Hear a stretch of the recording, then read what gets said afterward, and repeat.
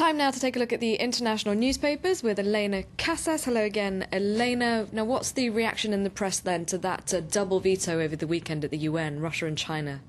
Well, look at the front page of the Lebanese paper, L'Orient Le Jour. A licence to kill is their front page headline. Now, they ask exactly why Russia and China chose to veto this, and they say it's not exactly as much about international diplomatic sort of chess games as we might think. It's more because Moscow and Beijing, in Moscow and Beijing, rather, they say leaders are being kept awake at night by the fear that the Arab Spring could spread to their own populations. Of course, neither Russia or China is exactly tolerant of dissidents at the moment. They actually say in that editorial that both countries are rowing backwards quite quickly on free speech, and they're terrified that more successful uprisings in the Arab world might give further fuel to dissidents within their own countries, especially in Russia, where they've got Muslim ethnic minority rebellions in places like Dagestan and Chechnya.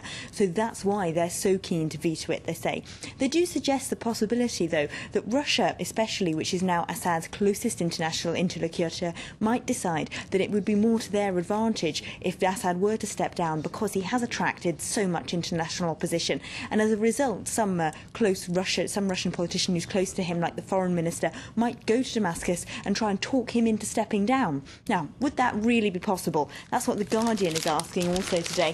They've got here on this front page, everything is clearer now, we must liberate ourselves. A quote there from a Free Syrian Army soldier who spoke to the paper's Ian Black at the weekend. Now, they say that for them it's clear that there's no possible diplomatic solution. This possible Russian idea will just, it's a pie-in-the-sky idea, The Guardian says. They realise now that the only way to get rid of Assad is through violent military action, and some of the Arab League states apparently have already taken up that idea. If The Guardian's informations are to be believed, they say that Qatar and some of the other more hawkish Arab League states, having decided the diplomatic route is pointless, have actually started arming the Free Syrian Army. Now, we've also been talking about several foreigners, including 19 Americans, going on trial in Egypt, and that's obviously affecting relations between Egypt and the US pretty badly. Absolutely. The New York Times is reporting the relationship between the two countries has reached its worst point since Mubarak was forced out a year ago. Now, a number of politicians in Congress now are pulling for the $1.55 billion dollars worth of funds that go to Egypt every year to be pulled unless these people are set free. Of course, now they're currently detained in Egypt, being forbidden from leaving the country, and they include some quite high-profile people who have high-profile connections in the US. So this story has become huge in the US press, and now the paper says, why exactly have the Egyptian government done this? It seems designed to upset the US as much as possible, and they could lose all of this funding. They explain the reason is that because for the military regime it's very convenient to be able to point foreigners as being responsible for a disorder in Egypt. According to the Egyptian paper Al Masri Al Yom, though, they blame effectively the American media for stirring up this controversy and making it much bigger than it otherwise would have been. They say they'll be the ones responsible, if you like, the American media, if Egypt loses all of its funding, which wouldn't in the long run be good for democracy, because the more it feels it's being attacked by foreign papers, the more the military regime might close in on itself.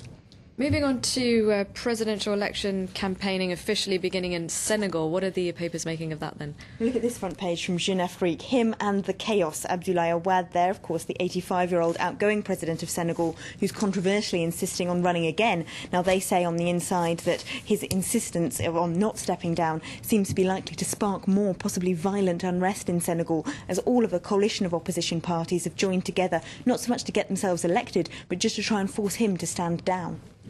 And briefly, there's been a huge row in the US over funding for sexual health providers, Planned Parenthood.